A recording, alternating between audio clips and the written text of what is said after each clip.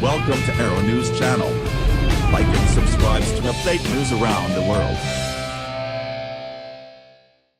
Treasury Secretary Steven Mnuchin on Wednesday called on the Republican-controlled Congress to lift the U.S. debt limit as soon as possible so the government can pay federal employee benefits and other obligations.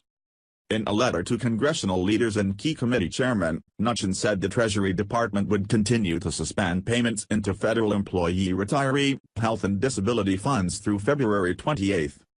Congress must raise the nation's debt ceiling to avoid a government default. The nonpartisan Congressional Budget Office has estimated that the U.S. Treasury would exhaust its borrowing options and could run out of funds to pay its bills by late March if lawmakers do not act. The request comes as Congress is already wrestling with federal spending for the current fiscal year and faces the possibility of another government shutdown, with approved funding due to run out on February 8.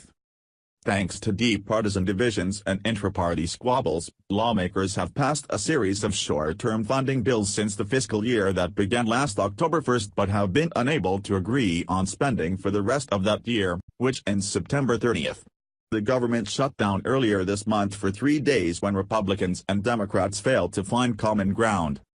In his letter dated January 30, Mnuchin urged members of the U.S. Senate and House of Representatives to protect the full faith and credit of the United States by acting to increase the statutory debt limit as soon as possible.